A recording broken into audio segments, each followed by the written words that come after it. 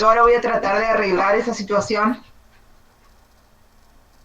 Todos tienen ese problema o algunos nomás, porque yo la idea era que yo cuando las que yo subí, yo las dejé públicas, pero no sé si están con problemas o es con alguna unidad en particular.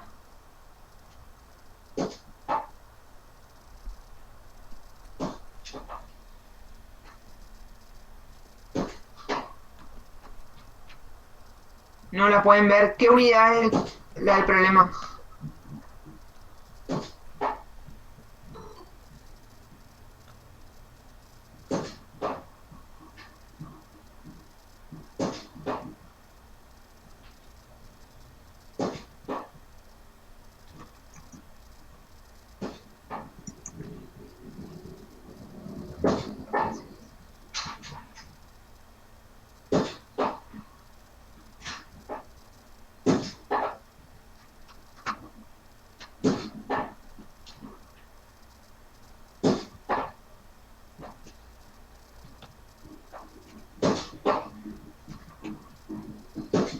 ¿Tienen alguna otra consulta?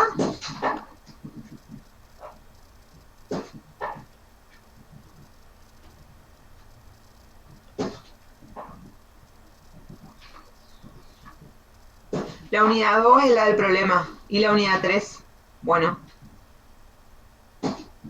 Sí, vamos a ir subiendo todo el resto de los prácticos. ¿Alguno se le complicó más con los profes? ¿Hicieron algo o no? Con los otros profes. ¿Resolvieron algo de los prácticos o no? De esta mesa, lo que pasa es que acuérdense que esta mesa va a ser todavía con el programa viejo, ¿eh? La próxima mesa, sí, la de diciembre, se va a hacer con el programa nuevo.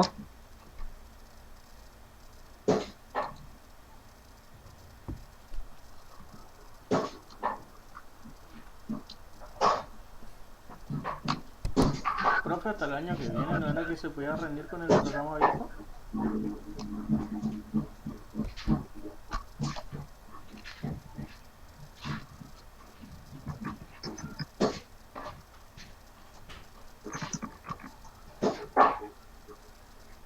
No, porque nosotros ya terminamos, ¿quién te dio esa información? Nosotros terminamos de dar la materia ahora en diciembre y ahí ya hay que rendir con un programa nuevo, ¿eh? ¿Quién te dio esa información? Profe, pero eso no es para los alumnos que se cambiaron de plan. Vos decís que los que vienen del plan 98 tienen para rendir hasta qué fecha. A mí me dijeron un año más o menos que después de que... Pues en Franja Morada hay una tabla de hasta cuándo ¿Cómo? en Franja Morada hay una tabla de hasta qué Sí. año se podría rendir los finales, digamos. Si podés mandarme ahí por el aula, por el correo interno, entonces yo le pregunto al profesor titular. Yo tenía entendido de que este año ya, o si no, vamos a tener que cambiar la metodología de examen, porque yo tenía entendido que ahora nosotros ya teníamos que tomar con el programa nuevo. Igual el programa nuevo tiene 10 unidades, el programa viejo tiene 11. Claro, o sea, para nosotros que estamos cursando con usted y somos de plan viejo, estamos sabiendo lo que se está dando.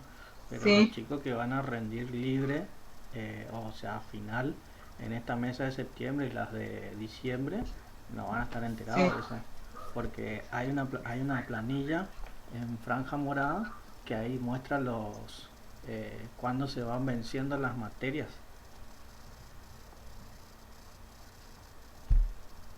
No sé si me explico, profe.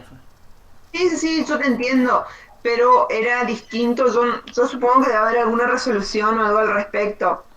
Yo tenía entendido otra cosa, digamos. Por eso nomás. Claro, o sea, nosotros que cursamos, sí, entendemos lo que usted dice, pero la gente que va a rendir libre, ¿no? Sí, porque inclusive la idea es tomar parciales. ¿Ustedes vieron la fecha de los parciales y todo lo demás?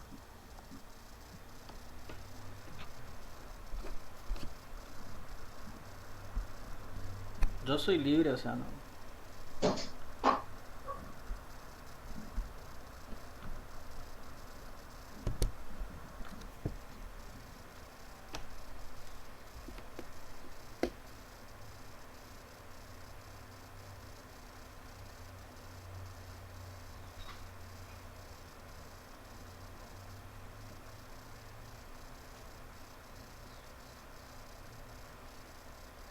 armo rápido un formulario para la asistencia y listo.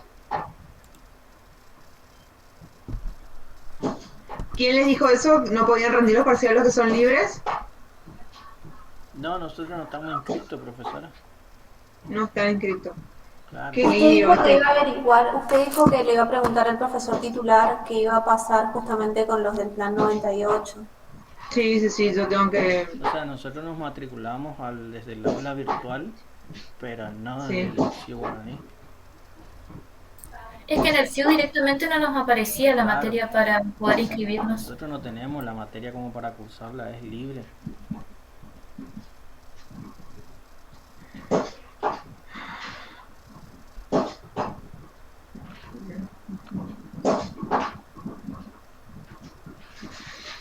Qué macana.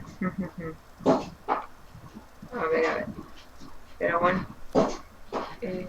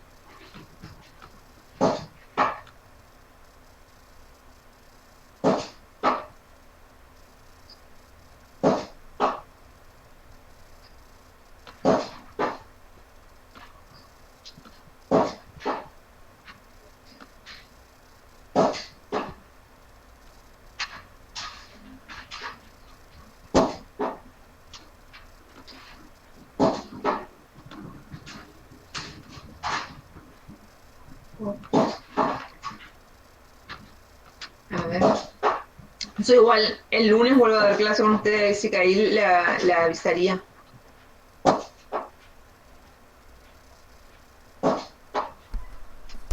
Gracias, profe. Ahí les pasé el formulario de asistencia y me voy a anotar ahora que es lo que tengo que averiguar. Fíjense, lo primero les voy a mostrar. Ah, tengo que poner a grabar.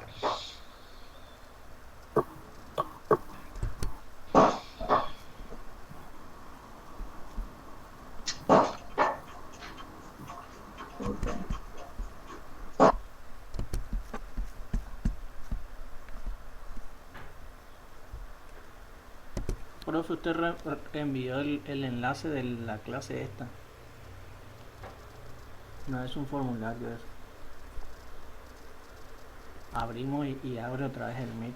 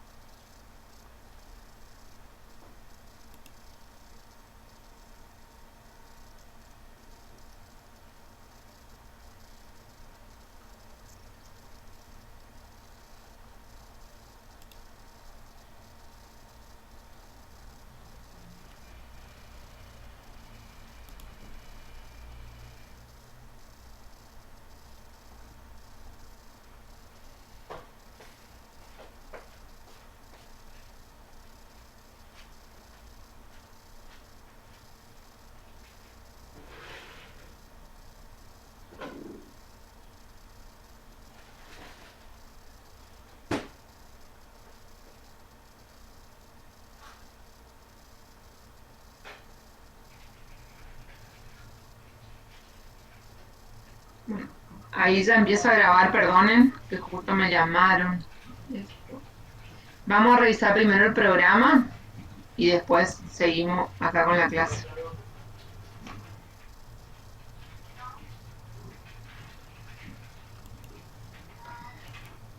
Lo que es ahora poder tributario, en el programa anterior era la unidad 5, ahora es la unidad 4. Tenemos el poder tributario, tenemos conceptos, características, el poder tributario originario y derivado. Después tenemos el derecho financiero, conceptos, caracteres y retroactividad. También tenemos el derecho tributario, conceptos, divisiones, autonomía, codificación, los principios constitucionales, la potestad tributaria municipal, ¿sí?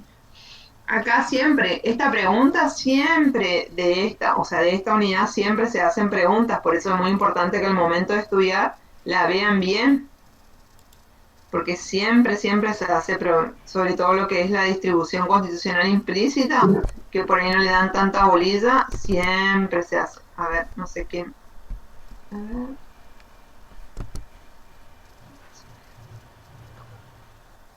Yo supuesto. Ah, para. Yo pensé que puse a grabar esta.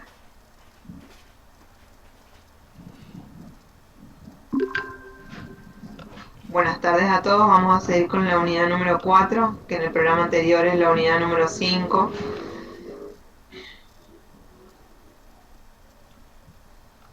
Que es el marco jurídico de la hacienda pública, ¿sí?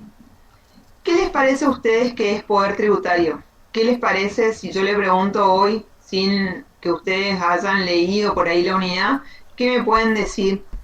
Ustedes ya vieron la unidad número 1, donde tenemos el concepto de finanzas, ¿sí? Vieron la unidad número 2, donde tenemos el concepto de gastos. Vieron la unidad número 3, donde tuvieron el concepto de recursos, ¿sí?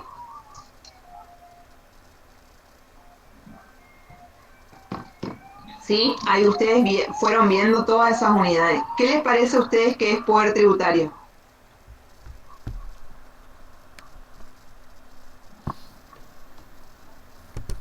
La potestad que tiene el Estado de imponerse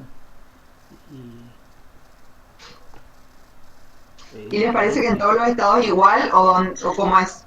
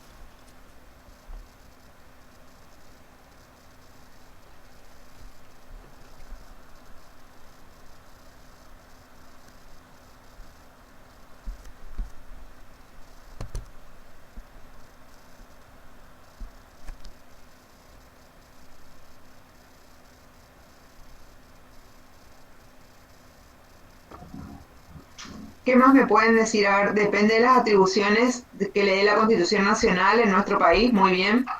¿Qué les parece, aparte del poder tributario? ¿Ustedes le quedó bien en claro lo que es el gasto público y cómo el Estado se organiza para recaudar, para poder gastar? ¿Les quedó bien claro eso cuando vieron la unidad número 2 y cuando vieron la unidad número 3?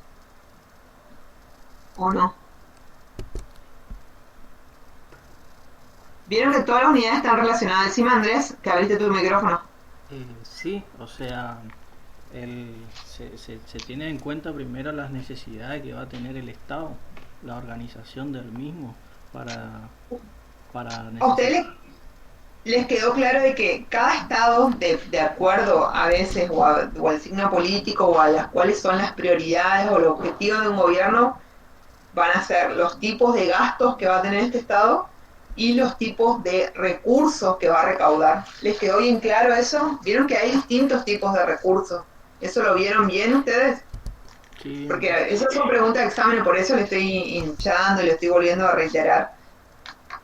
Yo sé que la materia es larga y yo sé que por ahí cuesta un poco, porque a lo mejor el que está trabajando en el sector público le resulta más fácil, porque a lo mejor ve un presupuesto de la parte de recursos, pero el que está afuera, por ahí le cuesta. Yo cuando cursaba o estudiaba la materia también me costaba un poco porque no lo veía en mi trabajo. ¿Se entiende o no?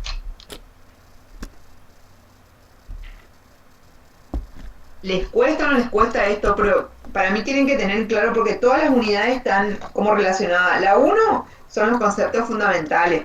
La 2 ahí vamos a tener todo lo que es gasto público y ahí tenemos las clasificaciones y todo lo demás.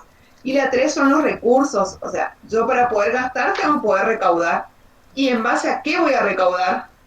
¿Cuál va a ser la facultad que yo voy a tener? Yo soy el Estado Nacional, ¿sí? Para recaudar. La Constitución me va a otorgar, las leyes, ¿qué me van a otorgar? ¿Se entiende o no lo que estoy diciendo?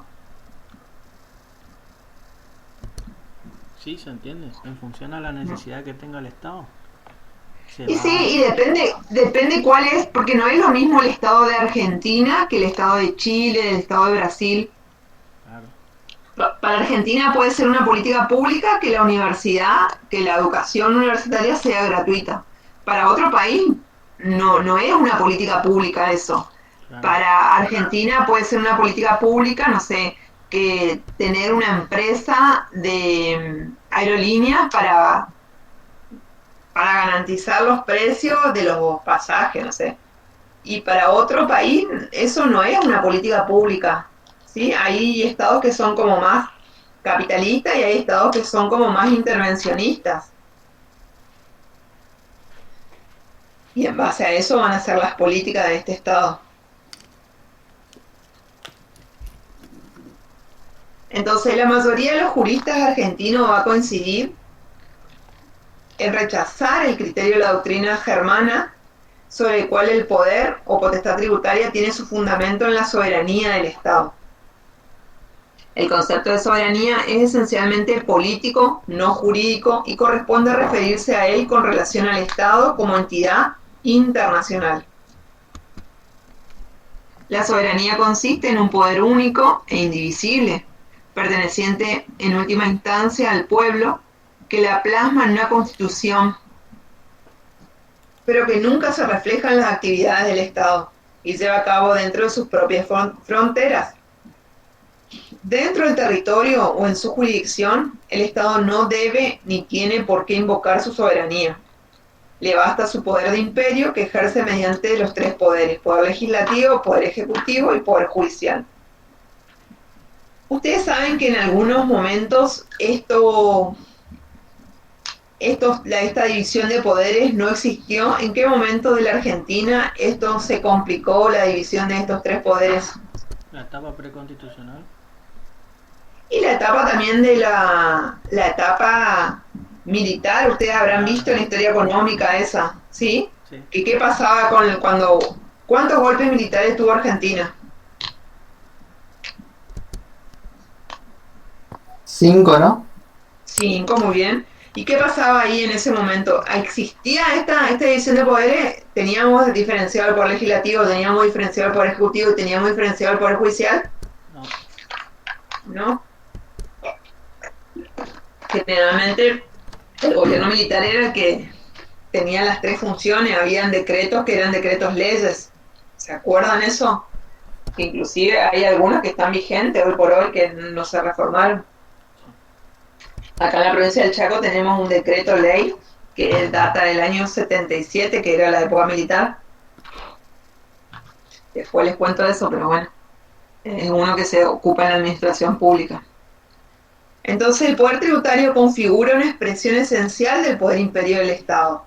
Es una expresión particular que se manifiesta únicamente por medio del poder legislativo. ¿Qué les parece a ustedes?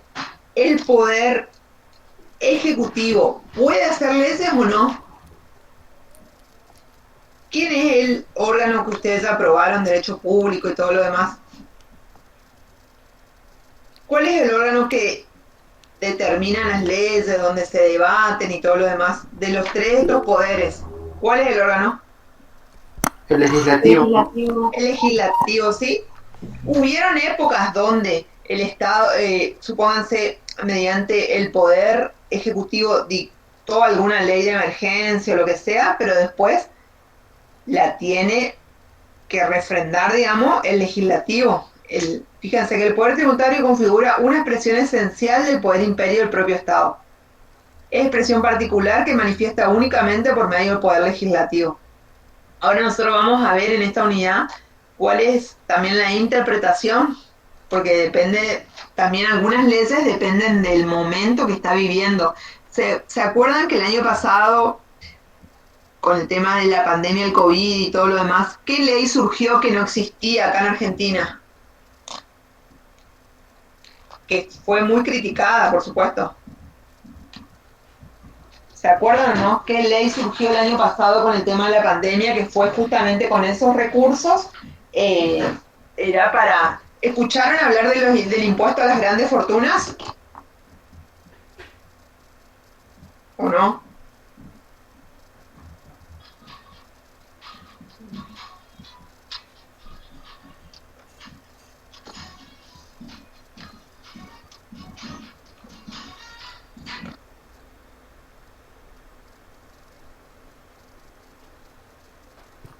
Sí, profe.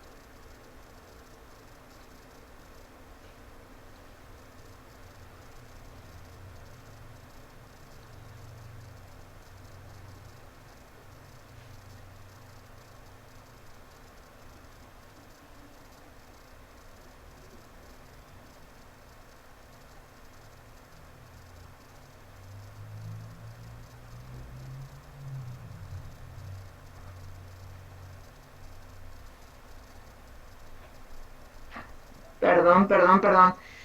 ¿Qué saben del impuesto a las grandes fortunas? ¿En qué consistía este impuesto? ¿A cuántas personas le llegó más o menos? ¿Se trató en diputado este proyecto de ley de este impuesto o no? ¿Algo? ¿Se acuerdan o no?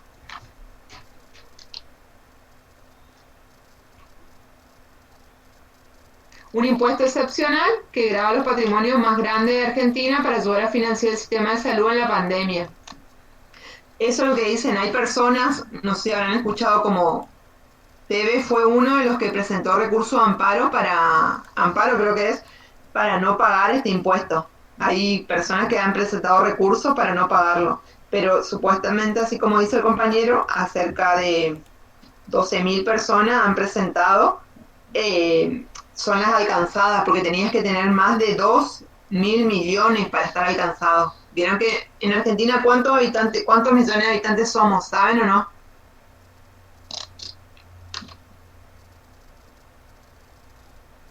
¿Cuántos millones de habitantes somos en Argentina?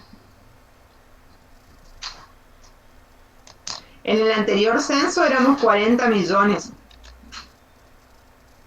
Ahora somos, yo creo que el año que viene se hace el censo en el 2022, así que yo creo que estaremos más o menos en 45 millones, más o menos. El poder tributario entonces puede ser definido como la facultad inherente al Estado para exigir tributos, dentro de los límites establecidos por la Constitución y que solo puede manifestarse por medio de normas legales. ¿Se acuerdan cuando ustedes clasificaron recursos con el profesor? Que habían algunos que eran los recursos tributarios y después tenían los no tributarios. ¿Se acuerdan o no? ¿Cuáles eran los recursos tributarios? Eran 3.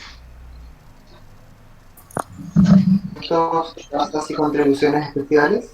Muy bien, muy bien. Después teníamos los patrimoniales por el otro lado. Muy bien. Entonces consiste en el poder que tiene el Estado en dictar normas a efecto de crear unilateralmente tributos y establecer deberes formales, cuyo pago y cumplimiento será obligatorio para las personas que estén sometidas a él, según la competencia espacial estatal atribuida. Comprende también el poder de eximir y conferir beneficios tributarios, así como el de poder tipificar delitos tributarios y regular las sanciones respectivas. ¿Qué me está diciendo con esto? Que el Estado puede decir en algunas leyes, si bien ustedes todavía no están viendo las leyes, pero la van a ver en las siguientes materias, hay algunas veces que el Estado exime, tiene exenciones, ¿sí? Hay, por ejemplo, en el IVA le exime a tales actividades, en impuesto a los ingresos brutos también, ¿sí? Mediante la ley nosotros podemos tener exenciones o exclusiones, no incluir cierta actividad dentro de la base imponible del impuesto. Griciotti, el poder tributario o fiscal, que de naturaleza política es un poder inherente al de gobernar, ya que no hay gobierno sin tributos, de lo cual resulta el deber ético, político, social del individuo de contribuir al sostenimiento del Estado. La Corte Suprema de Justicia de la Nación sostuvo que el poder impositivo constituye un valioso instrumento de regulación, complemento necesario del principio constitucional de atender el bien general, al que conduce la finalidad extrafiscal de impulsar la expansión de las fuerzas económicas. El poder tributario no debe ser confundido ni identificado con la competencia tributaria. Esta última representa la facultad de percibir el crédito tributario. La capacidad contributiva hace referencia a la capacidad económica que tiene una persona para asumir la carga de un tributo o contribución. En consecuencia, la capacidad contributiva es un elemento importante a tener en cuenta a la hora de implementar los impuestos, puesto que los impuestos deben corresponder a la capacidad que tiene el sujeto pasivo para poder asumirlos. ¿Cuál les parece que puede ser el límite a este poder tributario?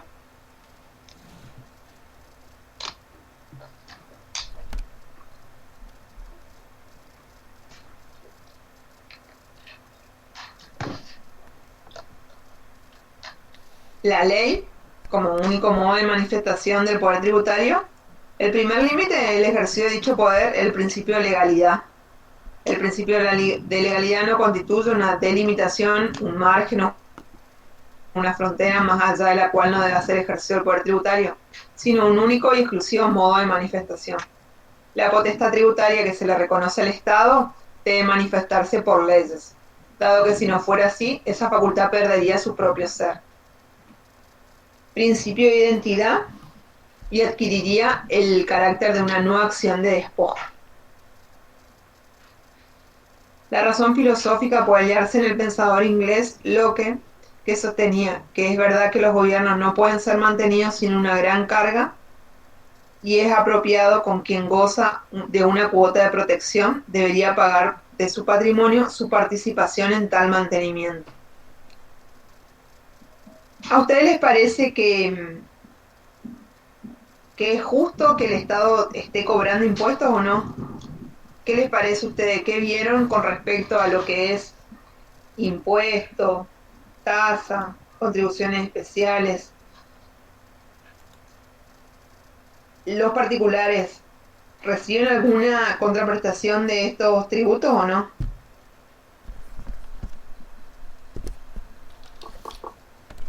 Sí, por ejemplo, seguridad social, en nuestro caso, en nuestro país, hospitales, etcétera. Sí. Muy bien. ¿Alguien más? La educación también, la educación que tenemos pública. Educación sí, pública también, tenemos educación privada también, pero muchos elegimos estar en la pública. la educación primaria, secundaria y la universitaria, que en otros países no hay Sí. universitario público.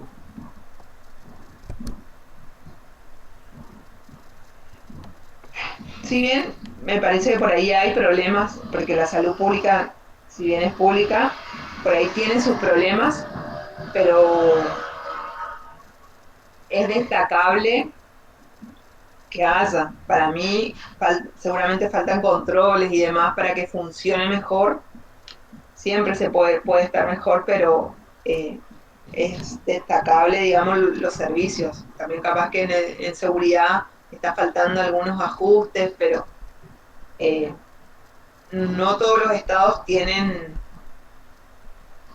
las mismas prioridades, por decirlo.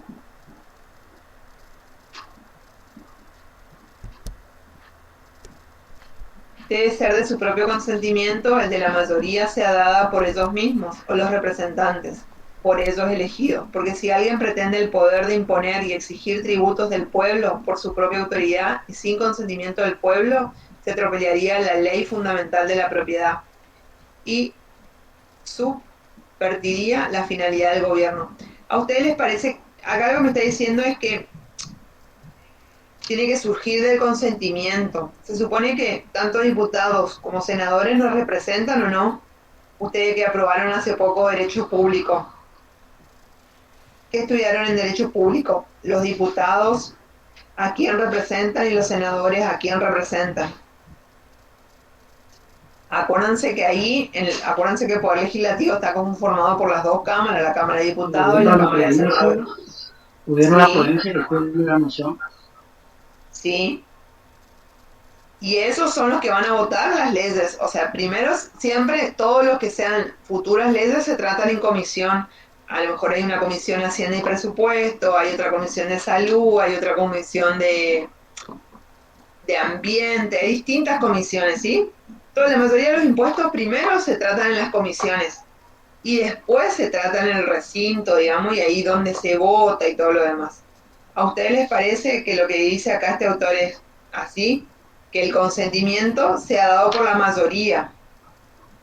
Puede ser por ellos mismos, nosotros no vamos a votar en sí una ley, sino que nuestros representantes son los que votan esa ley. ¿Sí? Ustedes saben que ahora el día domingo tenemos que ir a votar, que ahí donde vamos a votar son las PASO para votar a los representantes que nos van a representar, ya sea en la legislatura provincial y en la legislatura nacional. Si bien son PASO, en noviembre es la definitiva, pero es un hecho que nosotros lo tenemos que hacer. A ver, voy a hacer una pausa acá. ¿Ustedes están por ir a votar el domingo o no? ¿O no les interesa que...? Porque ya que estamos acá con la parte de la legislativa.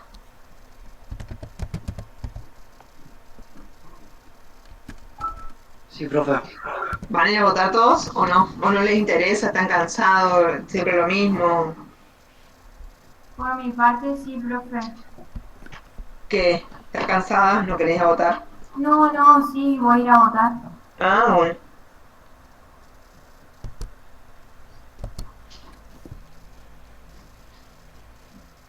¿Alguien más quiere contar?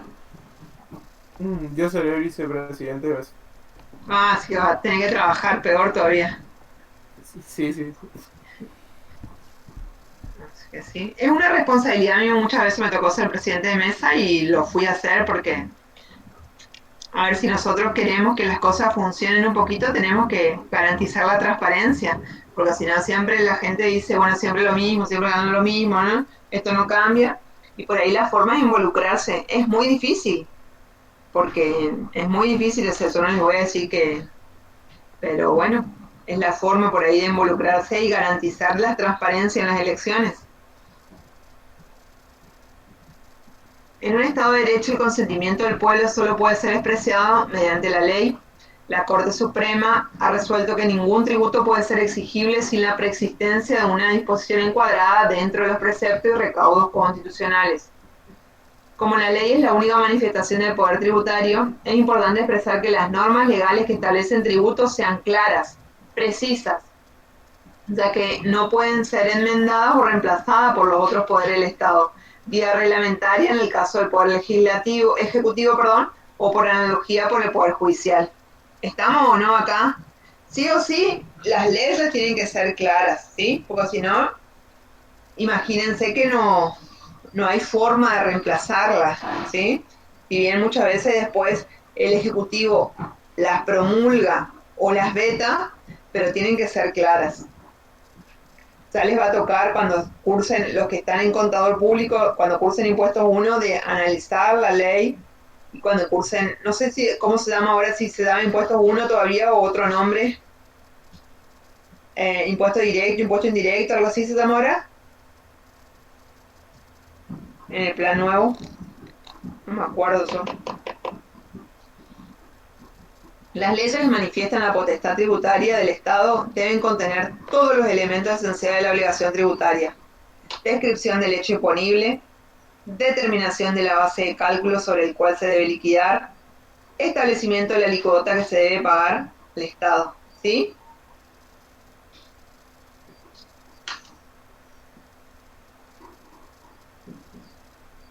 Los caracteres de este poder tributario van a ser abstracto, permanente, ya lo vamos a dar uno por uno, irrenunciable, indelegable, normado e indivisible. Abstracto, ¿por qué? Puede hablarse de un poder tributario abstracto y de otro concreto, siendo este último complemento del primero. Para que exista un verdadero poder tributario es necesario que el mandato del Estado se materialice en un sujeto, que se haga efectivo mediante una actividad de administración.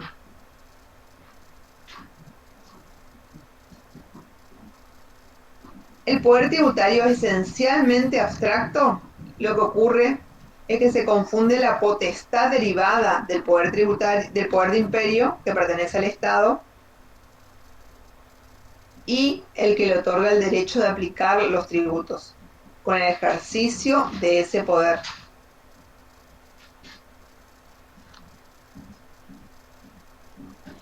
Permanente. Es preferible hablar de permanencia y no de imprescriptibilidad. El poder tributario es connatural al Estado y deriva de la soberanía, de manera que solo puede extinguirse con el Estado mismo. En tanto subsista, indefectiblemente habrá poder de gravar. Se incurre en el error que dicho poder desaparezca por prescripción o caducidad, supuesto imposible de ocurrir.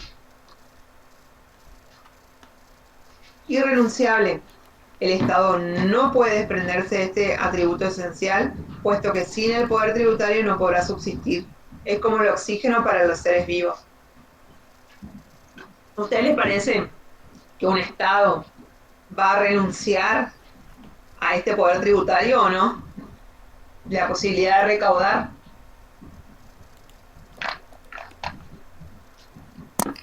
No, profe. No, profe. No. Es su forma de recaudar, así que imagínense que es imposible. Yo no creo que haya estado que, hasta los estados socialistas con más razón, la aparente derogación a este principio que ha querido verse en las llamadas leyes convenio de impuestos de coparticipación no altera el principio expuesto. Después ya van a ver, en la última unidad se da la ley de coparticipación y ahí van a ver eso, lo que está mencionando acá, que es la ley convenio, que la habían hecho allá por el año 87 y se suponía que antes del 96 había que hacer una nueva ley y todavía estamos en el 2021 y todavía no hay nueva ley. Indelegable. Está ligado a la anterior. Renuncia, importa desprenderse de un derecho en forma absoluta y total. Delegar importa transferirlo a un tercero de manera transitoria. En ningún ámbito jurisdiccional, ya sea nacional, provincial, ni en cada una de las esferas, el poder legislativo que representa al pueblo puede delegarse en el Ejecutivo, ni en otro departamento de la Administración. Ninguna de las atribuciones o poderes que le han sido expresas o implícitamente conferidos. Tiene vedado delegar el poder de hacer la ley, pero sí puede conferir al Ejecutivo la facultad de arreglar los pormenores y detalles para la ejecución de aquello. ¿Sí? Generalmente el Ejecutivo muchas veces lo que hace es reglamentar a través de los decretos, ¿sí? Yo saco la ley de un impuesto X, después el Ejecutivo lo va a reglamentar. ¿Se entiende o no?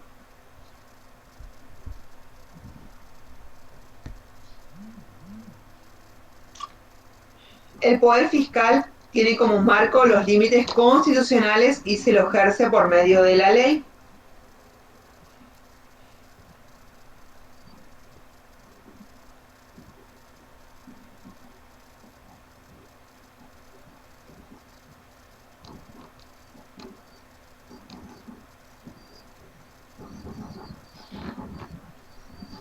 Indivisible, lo cual no obsta a que se lo distribuya en diversos centros, nación, provincias, municipio, representando distintas competencias tributarias.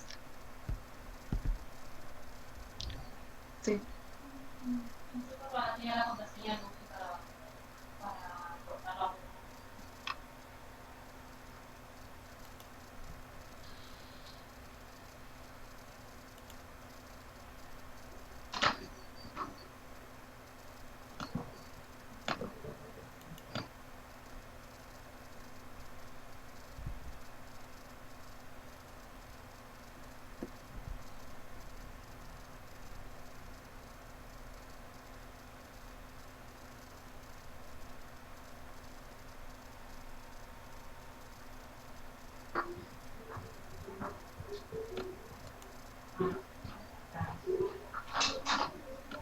Gracias.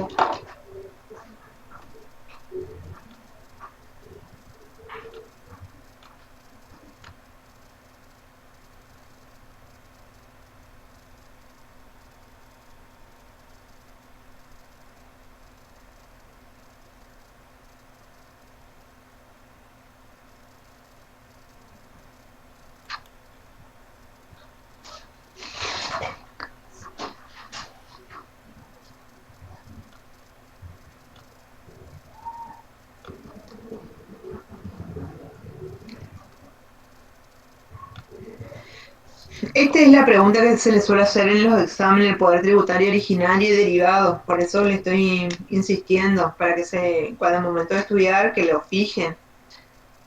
El poder tributario.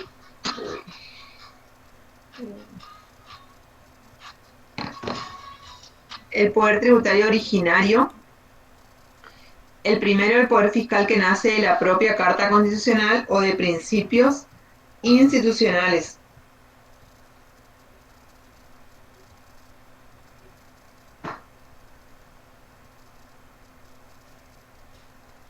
Son poderes derivados aquellos que no son otorgados por la Carta Constitucional, sino en virtud de las leyes dictadas por los estados en ejercicio de su propio poder fiscal originario.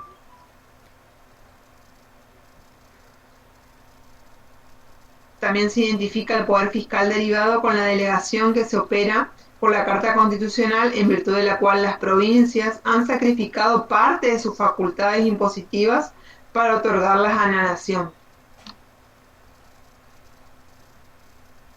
En Argentina, la nación y las provincias tienen poder tributario originario, digamos, en tanto que la municipalidad lo tiene por delegación. No comparte este criterio porque todos los organismos de gobierno tienen facultades tributarias de la misma naturaleza jurídica, sin que puedan fijarse grados o jerarquía entre esas.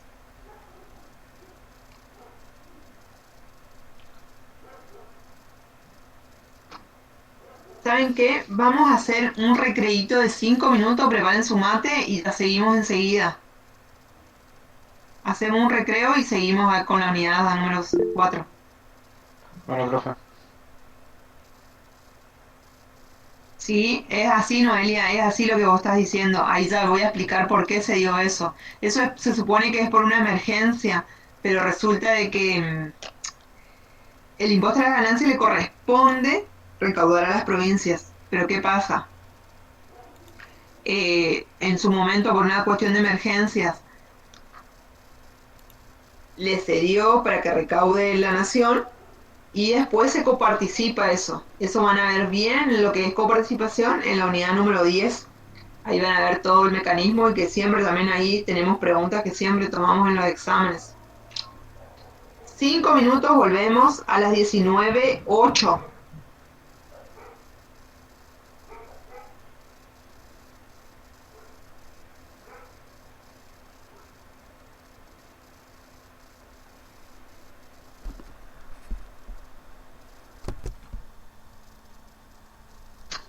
Buenas tardes, Paola.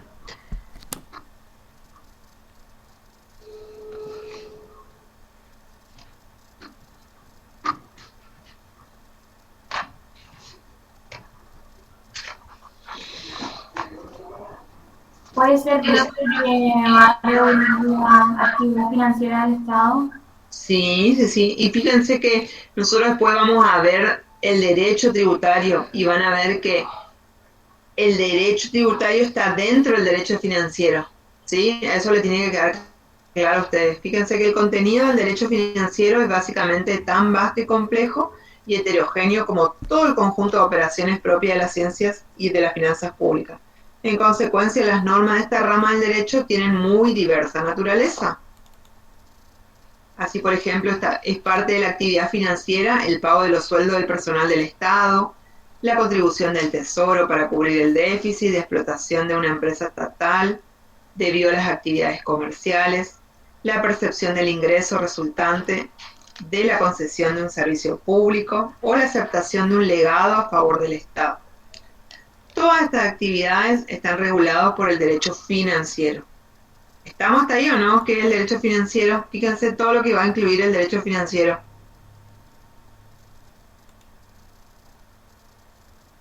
¿A ustedes les parece, por ejemplo, qué empresa estatal conocen acá en el Chaco?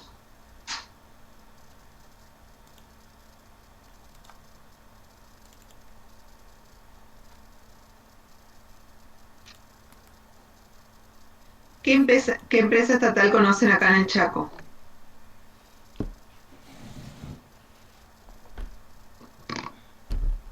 ¿Pueden ser SAMEP y SECHEP empresas estatales? Sí, profe, esas son las... ¿Ustedes sabían que el Estado, digamos, el Poder Ejecutivo chaqueño, contribuye con estas empresas? ¿O no? ¿Sabían o no? Sí.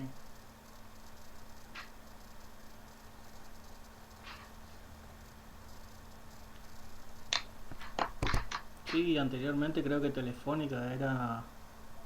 Sí, eso en los años 90, digamos.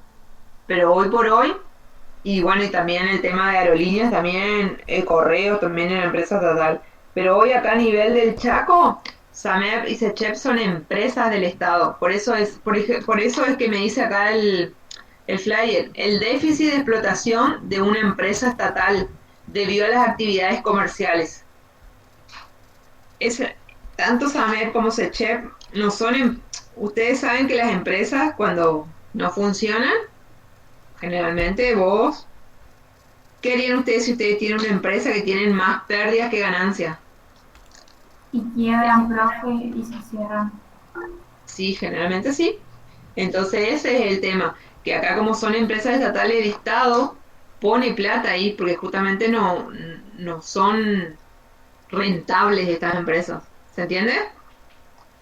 ¿O no es lo que estoy diciendo? Sí, profe. Bueno, Sí, como que la financia. Profe, ¿y en así Corrientes es. cómo funciona? Me parece que en Corrientes está privatizado. Averiguan eso. Son Para mí que en privados. Corrientes, la de PEC, no sé si es del Estado provincial, ¿eh? No es. ¿Viste? En Corrientes se privatizó. Acá en un momento se quiso privatizar, pero no dejaron, ¿eh? Y no sé, la empresa de agua en Corrientes si no está privatizada, ese no sé. Muchas empresas de energía eléctrica no son públicas. Transnea, por ejemplo, creo que es la que vende o se le compra La que energía a los transmite, países. digamos, Exactamente. la encargada de llevar la energía eléctrica. Claro, porque pasa por Transnea y corriente. Transener son empresas privadas. Villegas dice que es el conjunto de normas jurídicas que regulan la actividad financiera, orgánicamente considerada y las relaciones que dan lugar a la adquisición, conservación y empleo de los medios económicos del Estado. Seguimos hablando de derecho financiero, ¿eh? conjunto de normas jurídicas que regulan la actividad financiera, orgánicamente considerada y las relaciones que dan lugar a la adquisición, conservación y empleo de los medios económicos del Estado. Después tenemos el concepto de Fernando Sainz de Bujanda, que la disciplina que tiene por objeto el estudio sistemático de las normas que regulan los recursos económicos que el Estado y los demás entes públicos pueden emplear para el cumplimiento de sus fines, así como el procedimiento jurídico de percepción de los ingresos y de ordenación de los gastos y pagos que se destinan al cumplimiento de los servicios públicos. Carlos María Zuliani Fonrus nos dice que el conjunto de normas jurídicas que regulan la actividad financiera del Estado en sus diversos aspectos, órganos que la ejercen, los medios en que se exterioriza el contenido de las relaciones que origina. Acá, ustedes al momento de estudiar elijan el concepto de un autor, no elijan el de, o sea, no se les está pidiendo que estudien todos, por ahí ustedes pueden tener afinidad más con un autor que con otro. Los caracteres de este derecho financiero van a ser la actividad jurídica, las relaciones financieras y normas jurídicas. El derecho financiero es de derecho público, es una rama del derecho no anómala, aspectos orgánicos y funcional del derecho financiero. Si bien el derecho financiero no constituye un sistema de relaciones homogéneas, pueden delimitarse dentro de su ámbito dos grandes sectores: la ordenación jurídica de los recursos económicos, el Estado que ofrece una conexión más profunda con la ciencia financiera y con la teoría económica y monetaria, y el estudio de las normas que regulan la gestión financiera. Está comprendida en esta parte la ordenación jurídica del presupuesto del Estado y la de los actos administrativos mediante las cuales se obtienen los ingresos y se ordenan los gastos, los pagos que se originan en el cumplimiento de los servicios públicos.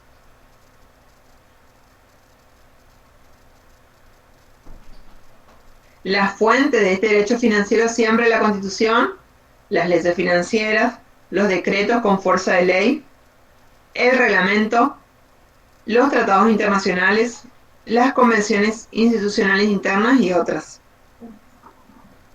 ¿Qué les parece con respecto a la retroactividad? A ver, ¿qué les parece a ustedes? ¿Los impuestos son retroactivos o no? ¿Qué habían estudiado hasta acá?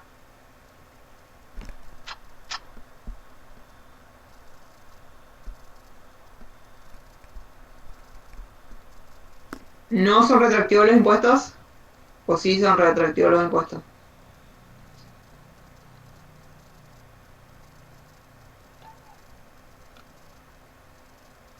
Bueno, vamos a ver acá.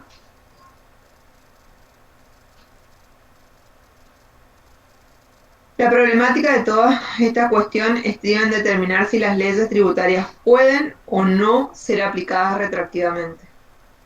El principio general, que proviene del derecho romano, es que las normas, sean de derecho público o de derecho privado, rigen para el futuro. Sin embargo, en nuestra Constitución, la irretroactividad de la ley no está consagrada explícita ni implícitamente, excepción hecha de la ley penal como derivación del principio nullum crimen, nulla pena sine lege. El Código Civil y Comercial me dice que en el artículo 7 del Código Civil y Comercial ha incursionado en el tema. A partir de la entrada en vigencia, las leyes se aplican a las consecuencias de las relaciones y situaciones jurídicas existentes.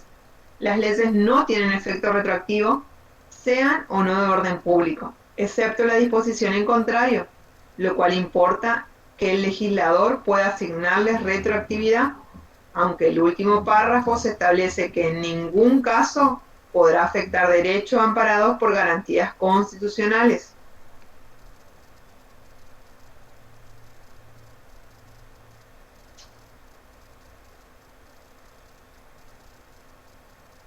Se ha sostenido que las leyes tributarias, por estar referidas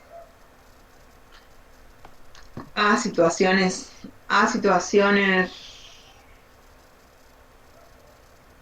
esencialmente dinámicas, pueden ser retroactivas, y por eso algunos autores no recomiendan incorporar en el texto constitucional el principio de la no retroactividad de la ley fiscal. Las leyes tributarias entonces pueden ser retroactivas, pero deben precisar las siguientes cuestiones. Con relación al efecto liberatorio del pago, se entiende que las leyes fiscales son irretroactivas con respecto a periodos fiscales vencidos. Yo no puedo sacar una ley ahora que el IVA el año pasado, en lugar de ser 21%, sea del 23%, por ejemplo, ¿sí? Eso ya hay un periodo fiscal vencido. Pero pueden en cambio ser retroactivas durante el año fiscal en curso, con las siguientes excepciones. ¿Se acuerdan que algo parecido quiso pasar con el monotributo y hubo muchos problemas? ¿Se acuerdan o no que este año pasó algo similar? Sí, profe. Sí, Sí, profe. profe. Que quisieron cobrar, supónganse que en junio quisieron aumentar el monotributo de enero, que por supuesto todo el mundo saltó, ya estaban por hacer recursos y todo lo demás. Cuando el gravamen ya ha sido pagado sin dolo o culpa grave del contribuyente, conforme a la ley vigente al momento de satisfacerlo. Cuando el gravamen ha sido objeto de determinación expresa por la autoridad fiscal y cuando el gravamen ha sido objeto de un convenio entre el contribuyente y el Estado. Nuestra jurisprudencia, basándose en la teoría de los derechos adquiridos, parecería admitir la retroactividad en aquellos casos de las denominadas operaciones no concluidas. En el caso del ejercicio de impuestos, las normas retroactivas, por ejemplo, el impuesto a las ganancias o impuestos instantáneos no son retroactivos, por ejemplo, el IVA. Entonces, en el caso de los impuestos de ejercicio, como por ejemplo el impuesto a las ganancias, las normas son retroactivas, pero con respecto a impuestos instantáneos no son retroactivas, por ejemplo con el IVA. ¿Hasta ahí estamos o no? ¿Hasta ahí se entiende? Sí, profe.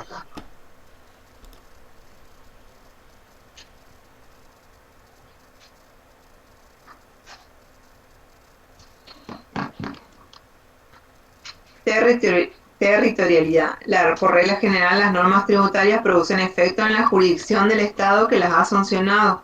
Esta es una consecuencia inmediata del principio según el cual el poder tributario es ejercido dentro de la frontera del respectivo territorio.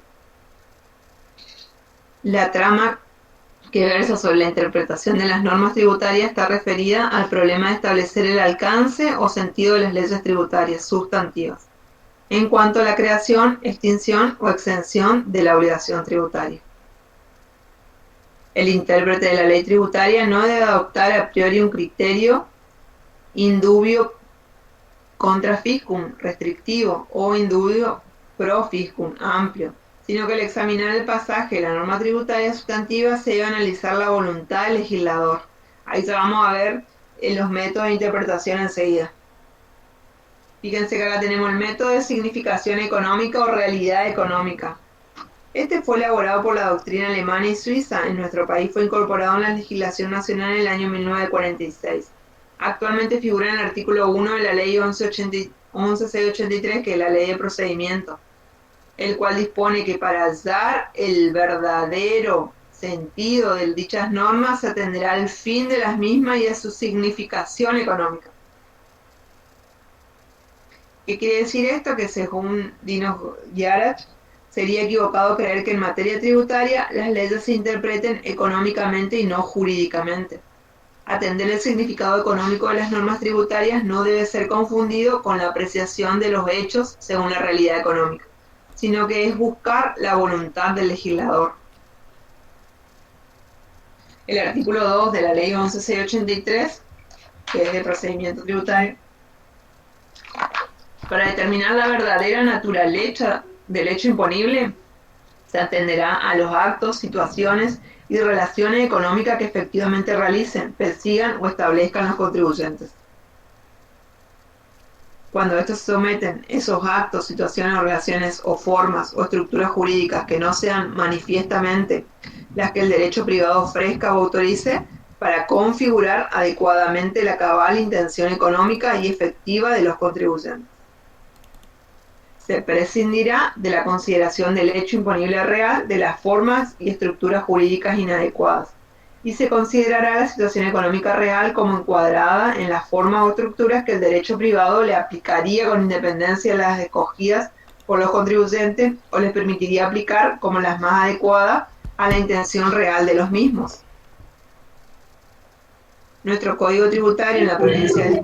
Sí, ¿Podría dar un ejemplo de este método o explicarlo en un caso así lo que real? pasa es que lo que nos quiere decir acá en el método de significación económica es que lo que quiso, cuál fue el objetivo que tuvo el legislador al momento de redactar la norma. Ustedes imagínense que ustedes son los diputados que van a determinar, por ejemplo, los diputados que determinaron el impuesto a las grandes fortunas.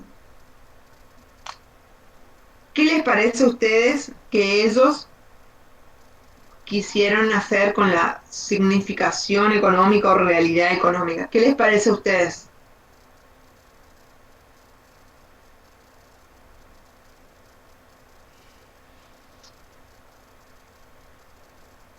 ¿Puede ser una redistribución de la riqueza? Sí, porque era a ver, era una situación particular, ya sea a nivel nacional y a nivel mundial, ¿sí? ¿A ustedes les parece que en los planes o en un presupuesto de alguien estaba esta realidad? ¿Quién sabía que esto se venía? ¿Qué les parece a ustedes? No sé. Ustedes cuando estaban, no sé, primer año en octubre del 2019, diciembre del 2019, ¿se imaginaron que todo el año 2020 y parte del 2021 iban a estar cursando virtualmente? No, profe, para nada. En ningún plan yo creo que estaba una situación de esta naturaleza. En la cabeza de nadie me parece que estaba la situación de esta, como que se nos venía esto, que nos íbamos a tener que quedar en la casa, o íbamos a tener que venir a trabajar con barbijo.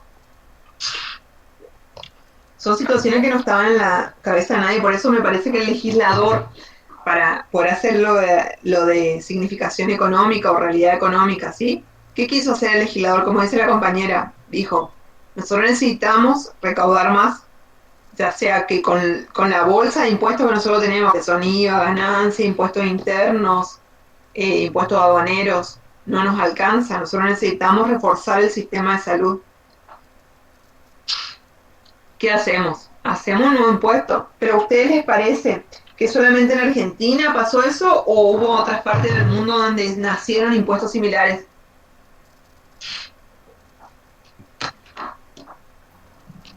¿Qué les parece a ustedes? Que sí, que hubo en otras partes del mundo. Claro, eso es algo que ustedes tienen que ver, que ahora cuando vean la historia de cada impuesto, cuando vean la historia del IVA, la historia de impuesto a los ingresos brutos, la historia de impuesto a las ganancias, van a ver que no es que a Argentina se le ocurrió, vamos a hacer este impuesto y vamos para adelante. ¿Qué pasó? Muchas veces nosotros copiamos los impuestos.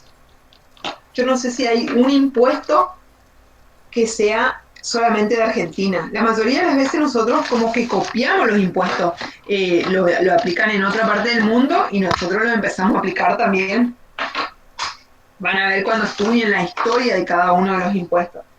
Que no es que a nosotros se nos ocurre en Argentina, se le ocurre al legislador. Ganancia ya existía en otra parte del mundo, por eso después como que copiamos y lo trajimos acá. El IVA también existía en otra parte del mundo. Ingresos brutos también existía en otra parte del mundo. Es como que nosotros vamos copiando los impuestos y el de las grandes fortunas también existió en otra parte del mundo. Pero fue por la situación particular que estaba viviendo la población y que se necesitó. Yo no sé si ustedes conocen o no que cómo se reforzó el sistema de salud.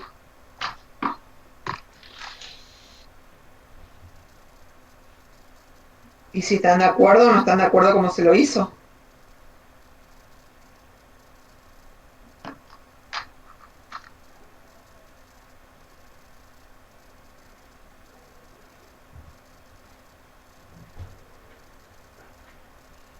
Nosotros acá vamos a seguir viendo los demás principios. Fíjense que ahí después va a haber unos históricos que se va a ver.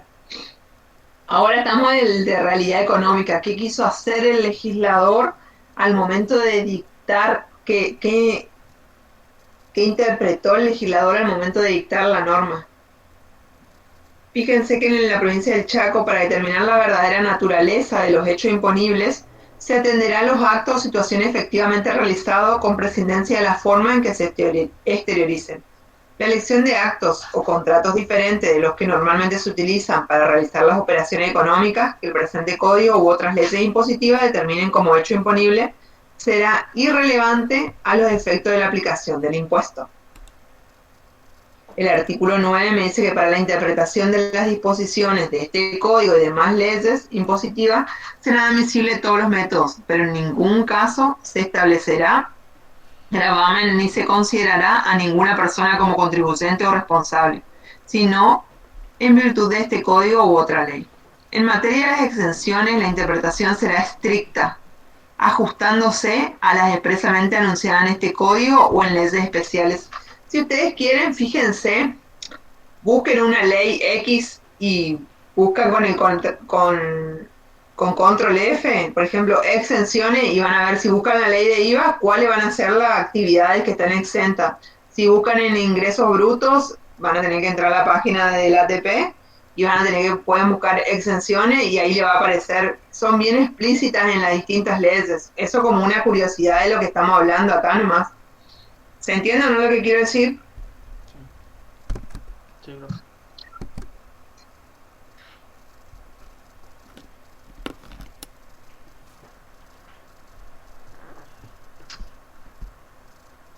Fíjense que el derecho tributario, y acá presten mucha atención porque este derecho tributario después va a tener muchas ramas, que van a ser el conjunto de normas jurídicas que regla la creación, recaudación y todos los demás aspectos relacionados con los tributos, sean impuestos, tasas o contribuciones especiales. Asimismo, integran esta disciplina jurídica los principios jurídicos de la tributación y las instituciones. Entonces, el derecho tributario va a ser conjunto de normas jurídicas que regla la creación, recaudación y todos los demás aspectos relacionados con los tributos, sean impuestos, tasas o contribuciones especiales. Asimismo, integran esta disciplina jurídica los principios jurídicos de la tributación y las instituciones.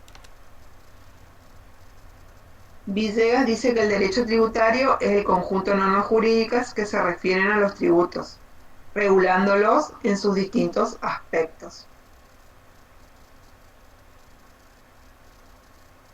No es uniforme la terminología, algunos suelen llamar derecho impositivo,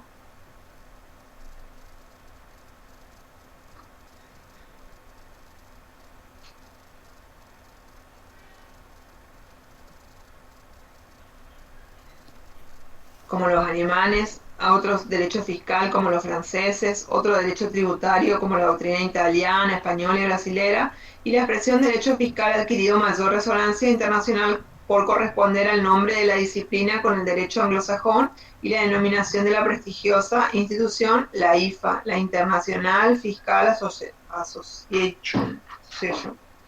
Eso, sin embargo, no es correcto. El denominado derecho fiscal tiene un objeto muy amplio, dado que abarca todos los ingresos del fisco o del Estado, lo cual supera el sustrato de derecho tributario. Por eso, tanto la literatura francesa como inglesa, cuando se refieren al derecho fiscal, comprenden mayor número de materias que el derecho tributario propiamente dicho. En nuestro país, probablemente a causa de que uno de los dos principales organismos nacionales encargados de la recaudación ha sido denominado tradicionalmente Dirección General Impositiva, en la actualidad es una de las direcciones que integran a la AFIP, que es la Administración Federal de Ingresos Públicos. También se habla muy frecuentemente de derecho impositivo. Eso, al igual que la denominación de este organismo, es por demás incorrecto, dado que el término impositivo, como su femenino, no existe en el idioma castellano. Y acá tenemos las ramas, esto también suele ser una pregunta de examen. Las ramas del derecho tributario, que está la rama del derecho tributario constitucional, la rama del derecho tributario sustantivo material, la rama del derecho tributario formal o administrativo, derecho tributario procesal, derecho tributario penal y derecho tributario internacional. ¿Se van a acordar o no? Tenemos derecho tributario constitucional, sustantivo material, formal o administrativo, tributario procesal, tributario penal y tributario internacional. ¿Estamos hasta ahí?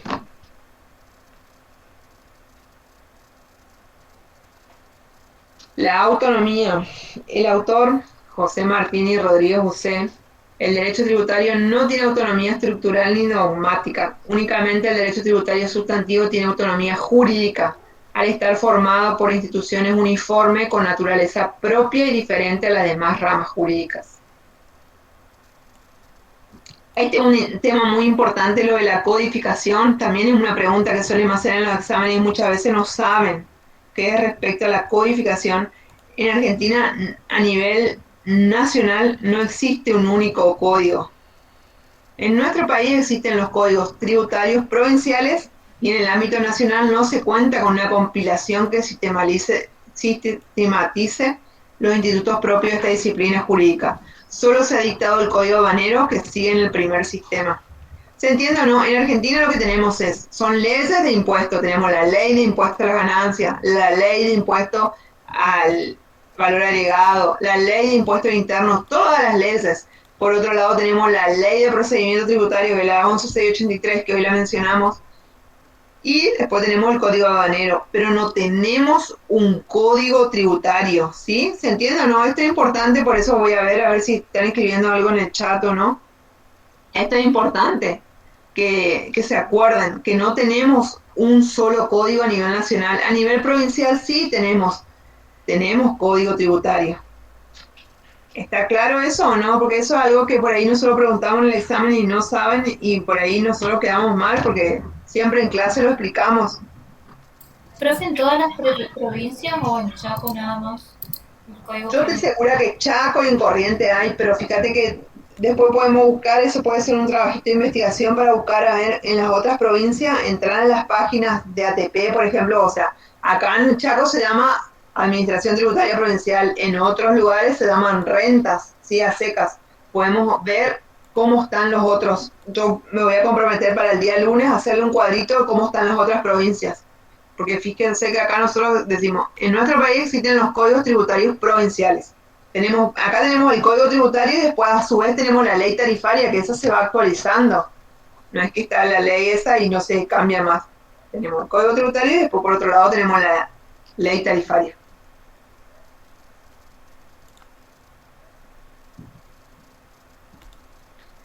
En el tercer nivel de gobierno, las municipalidades cuentan con ordenanzas generales tributarias y ordenanzas generales impositivas.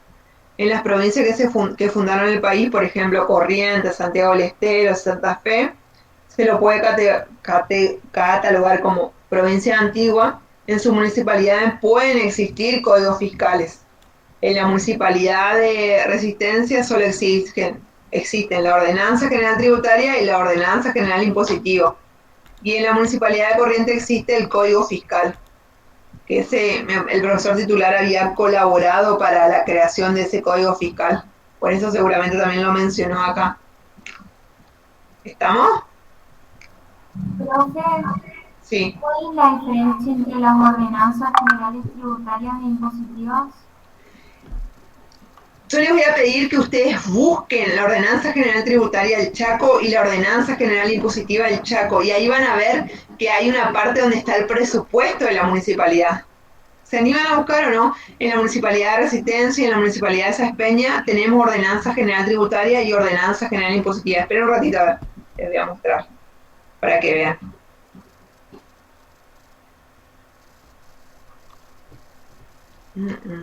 ¿Alguna vez habían escuchado estos términos o no la primera vez?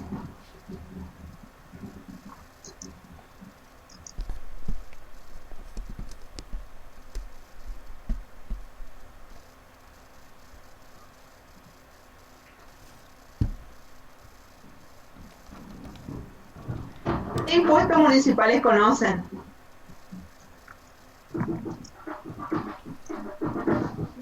Inmobiliario urbano, profe. Inmobiliario urbano, muy bien.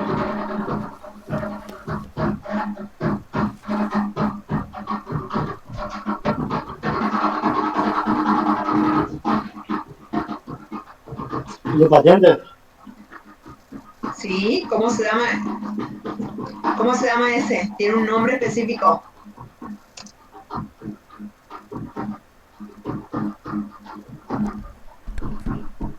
¿Automotor, Billy?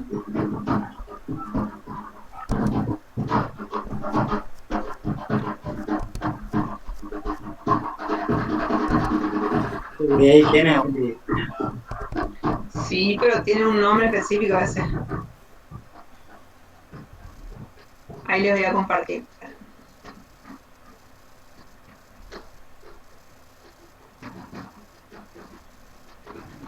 Fíjense que acá, a eso les pasé el link igual. Fíjense que acá en la Ordenanza General Tributaria de Resistencia tenemos las disposiciones generales, los sujetos pasivos de la obligación tributaria, los domicilios, autoridad de aplicación, deberes formales de los contribuyentes, determinación de las obligaciones tributarias. En cambio, en la Ordenanza General Impositiva tenemos el impuesto inmobiliario, el impuesto al mayor valor de los bienes de mejora, las tasas retributivas, tenemos los distintos impuestos, fíjense, la cantidad de impuestos que tenemos. Y acá la base imponible de cada uno de los impuestos.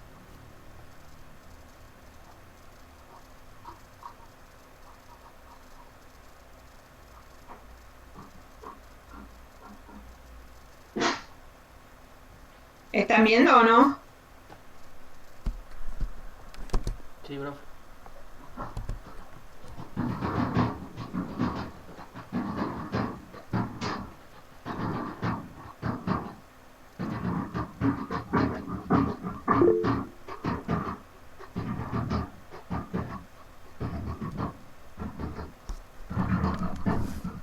Son larguísimas, más de 100 páginas, me parece que tiene esta.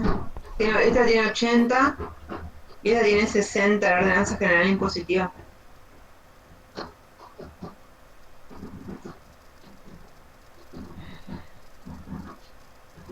¿Estamos hasta ahí o no? Entonces,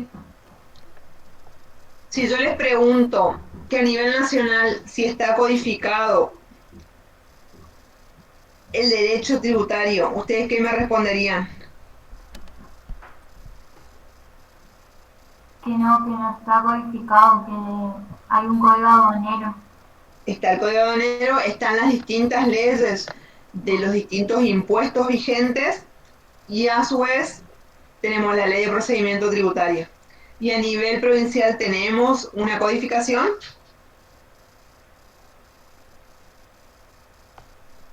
Sí, tenemos el Código Tributario del Chaco. Muy bien.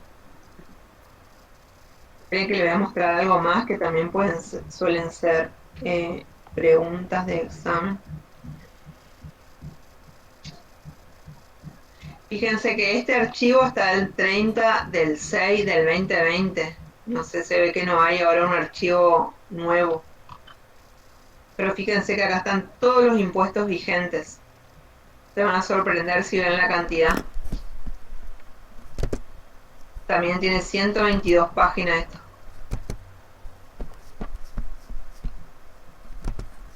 No es para que sepan, no se le va a pedir nunca que sepan de memoria los 100, toda la cantidad de impuestos que están vigentes. Solamente les cuento que eso existe, porque el día de mañana ustedes lo van a ocupar. Antes el profesor titular por ahí en algún examen preguntaba cuáles son los impuestos, menciona 10 impuestos nacionales vigentes, ¿sí? Y ustedes tenían que responder, o 5 provinciales, ¿sí? Eso eran preguntas de examen en algún momento. Por eso le estoy pasando los links, que esto existe, no es que estamos inventando nada. Tampoco se les va a pedir que estudien de memoria, porque muchas veces se dicen cuestiones de la materia que por ahí no son reales, por eso yo trato de ayudarles e ir guiándoles con la información.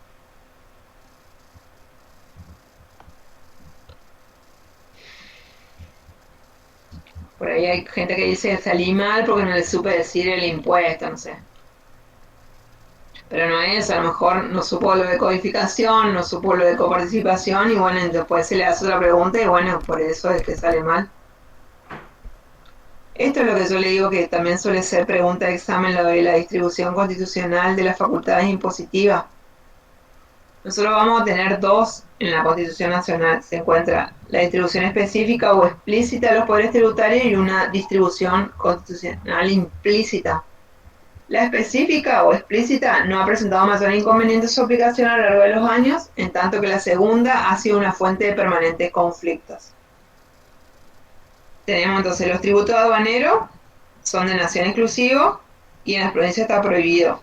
Los impuestos directos es de excepcional de nación, eso es lo que decía hoy la compañera, que el impuesto a las ganancias le correspondería cobrar a las provincias, pero lo recauda nación por una cuestión excepcional de emergencia y todo lo demás, y los impuestos directos es de la provincia permanentemente. Los indirectos es concurrencia, lo recauda nación, pero después los distribuye a través de la coparticipación, y por eso en provincia dice concurrencia. ¿Estamos hasta ahí o no? ¿Se entiende o no lo que estoy diciendo?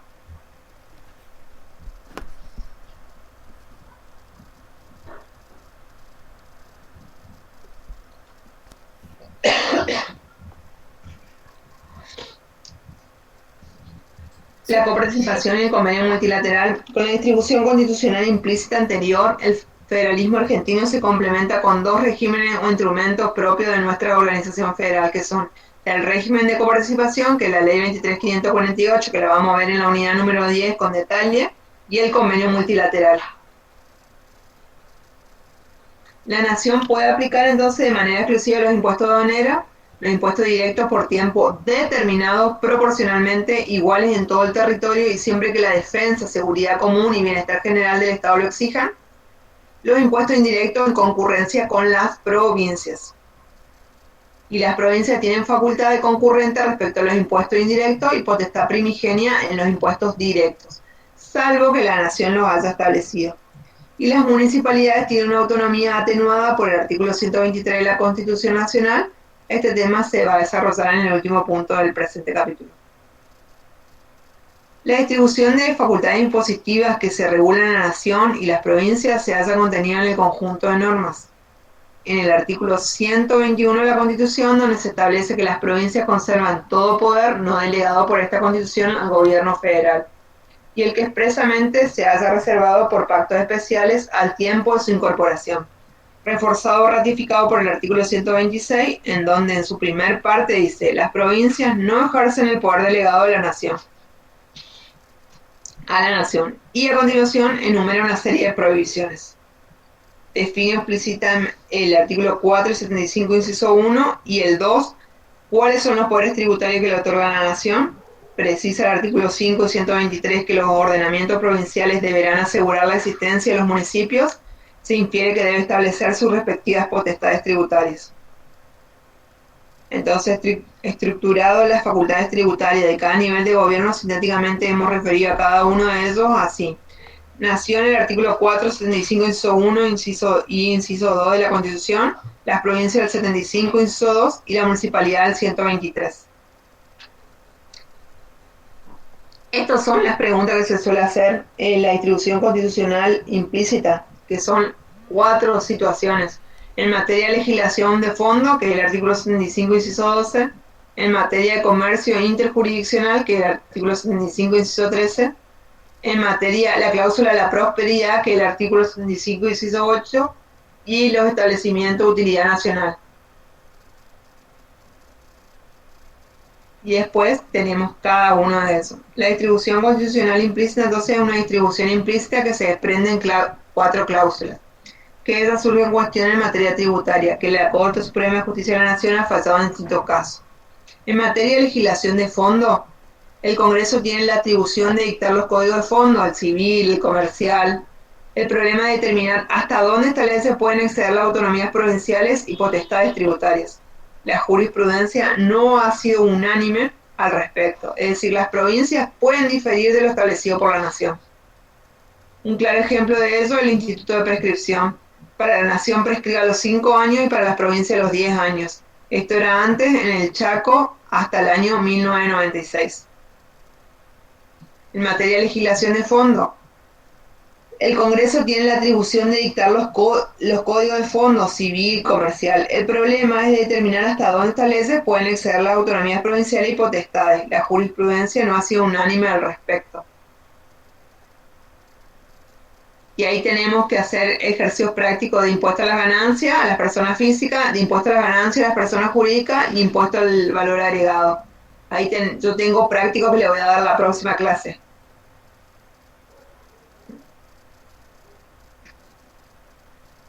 ¿Se animan a hacer ahora un ejercicio de prescripción o no? A ver si me están escribiendo algo en el chat. ¿Se animan a hacer ahora un ejercicio de prescripción o no? Para despertarse, porque yo no sé si están todos atentos. Sí, profe. ¿Saben cómo se cuenta la prescripción? Se cuenta desde... Supónganse que ustedes tienen el caso del IVA. El IVA saben que es de vencimiento mensual, ¿sí? Si ustedes tienen el IVA, por ejemplo, del mes de agosto, va a vencer alrededor del 15 más o menos, ahora de septiembre, ¿sí? Y ahí, ¿cuándo empezamos a contar la prescripción de ese impuesto? Recién desde el 1 de enero del año siguiente. ¿Qué quiero decir con esto? ¿Cuándo va a estar prescrito este IVA? A ver si les puedo hacer un gráfico.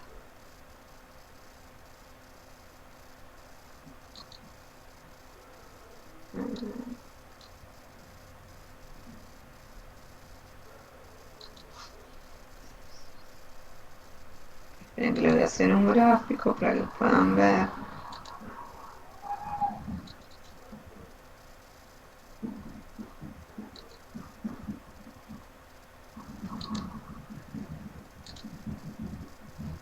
Nuevo.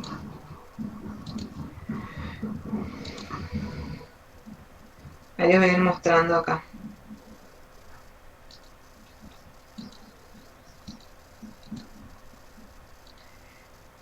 Estamos diciendo el IVA, ¿no es cierto? IVA, supónganse que el IVA de agosto. ¿Cuándo va a vencer ese IVA de agosto? Vence en septiembre, ¿sí?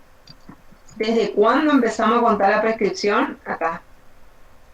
Desde el 1 del 2022. ¿Sí? Entonces acá son 5 años. 1 del 2023. A ver si me toma así para hacer. No.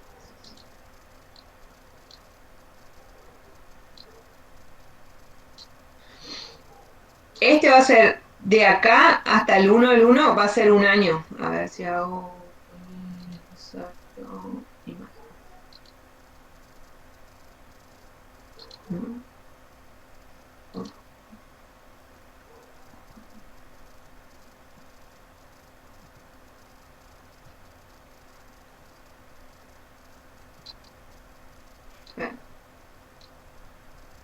Acá va a ser un año. A ver si saco otra. A ver. Me tomo. Vamos.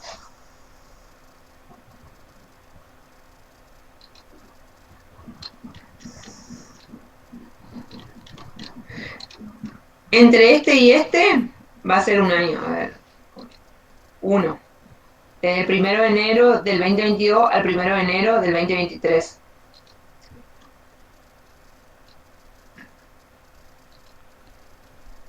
Desde acá, a ver, acá va a ser un año. Acá va a ser 2. A ver, no me va a dejar. Acá va a ser 2. 2. Acá va a ser 3. Acá va a ser 4. 2022.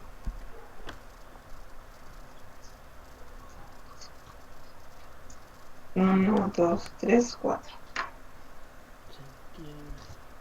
1, 2, 3, 4. Y acá va a ser 5. Recién va a estar prescripto este impuesto, este IVA que vencía en agosto, que era de agosto y vencía en septiembre a partir del 1 de enero del 2028. ¿Se entiende o no lo que estoy diciendo? Nosotros la prescripción siempre la empezamos a contar desde el 1 de enero del año siguiente al que ocurrió el vencimiento. Inclusive si es diciembre, profe. Inclusive si es diciembre se complica más, ¿sabes por qué? Porque suponete diciembre, tu IVA de diciembre, suponete IVA de diciembre del 2020. ¿Cuándo venció? ¿Cuándo vos tenés la obligación de pagar de ese IVA? En En enero. enero del 2021. En enero. ¿Y cuándo empieza a contar recién? El 1 de enero del 2022 empieza a contar recién. Claro. Y pasa algo distinto cuando es ganancia. Fíjense, ustedes tienen una empresa, ganancia, y cerró el ejercicio el 30 de junio. ¿Cuándo va a estar exigible ese balance? Cierra el 30 del 6 del 2020, por ejemplo. ¿Cuándo fue exigible ese balance? Puede ser después de 4 meses, en el quinto mes. ¿Alguna vez escucharon algo al respecto?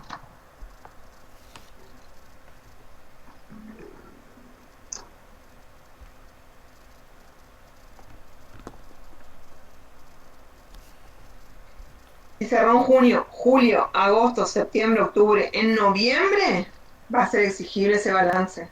¿Y cuándo vamos a empezar a contar la prescripción de esto?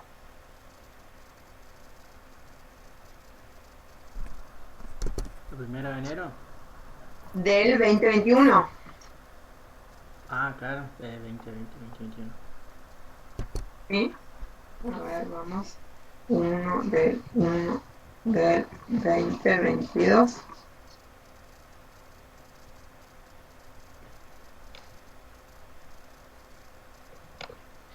A ver acá, entonces acá va a ser, vamos a combinar, va a ser un año. Del 2021 al 2022, un año. Del 2022 al 2023, 2 años. Del 2023 al 2024, 3 años. Del 2024 al 2025, 4 años. Y del 2025 al 2026, 5 años. Entonces, ¿cuándo va a estar prescripto este ejercicio que cerró el 30 del 6 del 2020? Que fue exigible en noviembre. ¿Cuándo va a ser exigible? ¿Cuándo va a estar prescripto? 2027. El del 1 de enero del 2027. ¿Se entendió o no? Yo sí voy a hacerle, para la próxima, le voy a hacer unos gráficos para que lo puedan entender. Por ahí a mí me gusta más escribirlo en el pizarrón y todo lo demás, pero ahora no lo podemos hacer a eso.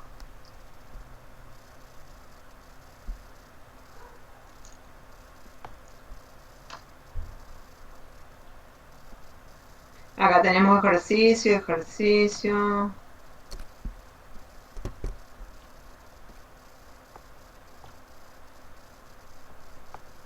Sigo con los criterios de distribución constitucional implícita y vamos a dejar por hoy. ¿Qué pasa con el comercio interjurisdiccional? Profe, Sí, decime. preguntan en el chat si prescribe automáticamente o hay que pedir o presentar algo. No, prescribe automáticamente, por eso es algo que ustedes tienen que saber.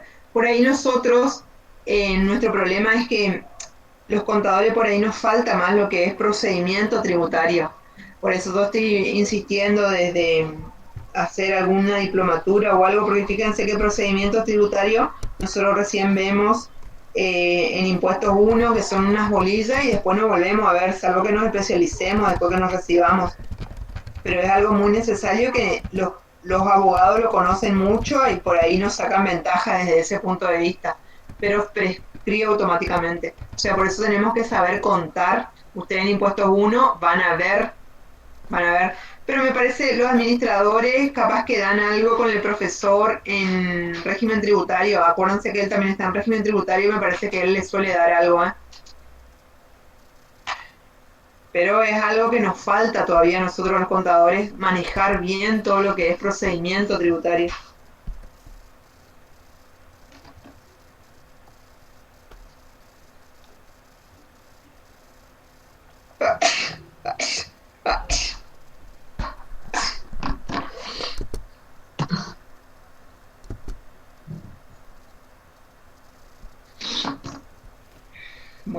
seguimos un ratito más, terminamos esta parte y después vamos a seguir el día lunes. Comercio interjurisdiccional.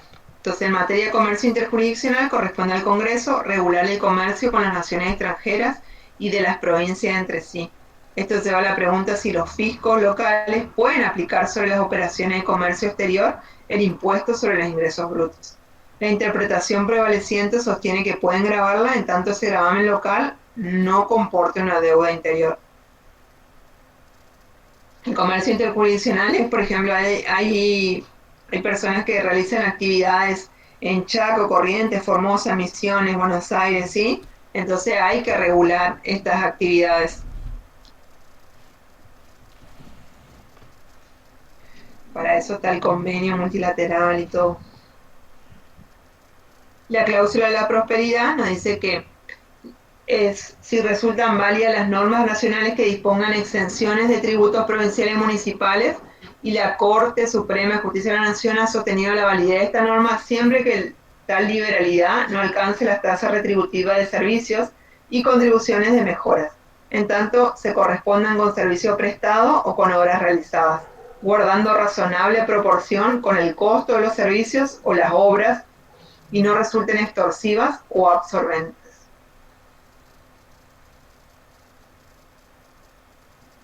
Fíjense, las normas entonces nacionales que dispongan exenciones de tributos provinciales y municipales.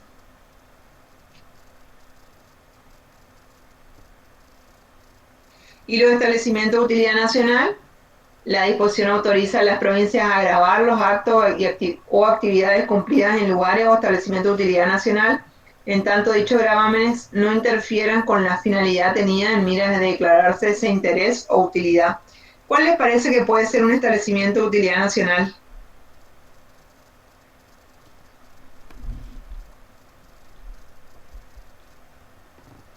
¿Cuál les parece que puede ser un establecimiento de utilidad nacional?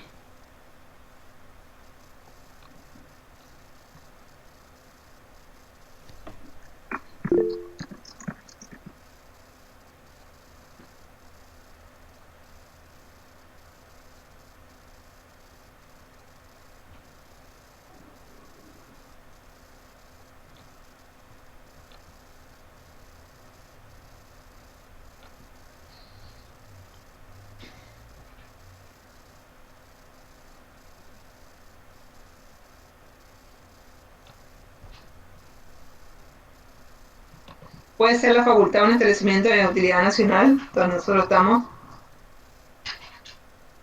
Las facultades pueden ser, o sea, el campus, nuestro campus de la UNE, ¿puede ser un establecimiento de utilidad nacional o no? Sí, profe. Bueno, eso. Las Por bases eso. militares también puede ser. Sí, sí, sí. Sí, sí, sí. Están diciendo algunas cosas en el chat por si. Sí, no sí, le- sí, ahí estoy viendo. Pero lo que pasa es que eso es distinto por ahí lo de las escuelas. Hay que mirarlo bien a eso.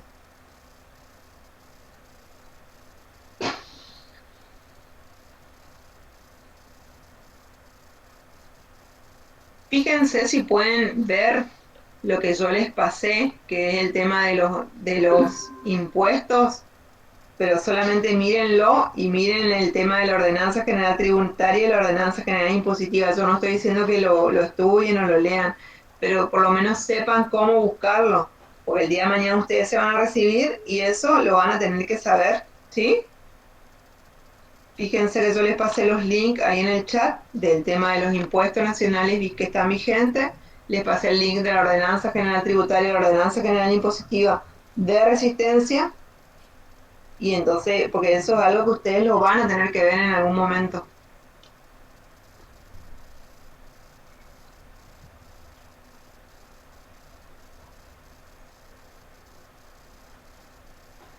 Vamos a dejar por acá y el lunes nos volvemos a ver a las 18 horas y ahí sí o sí vamos a ser prácticos. Yo si puedo se les voy a mandar antes, si pueden mirar ustedes los prácticos y nosotros vamos, yo entonces después de la clase les dejo las soluciones de eso, ¿saben? Si pueden mirar ustedes la guía, entonces vamos haciendo esos prácticos. Sí, yo les voy a subir las soluciones, les voy a subir, pero más cerca del fin de semana le voy a subir porque ahora yo estoy viajando por una cuestión del trabajo, así que cerca del fin de semana recién le voy a poder subir. Nos vemos el día lunes a las 18 horas por este mismo link, igual te voy a poner en la página. Que tengan buen fin de semana, hasta luego. Está, profe, nos vemos. Chao, chao.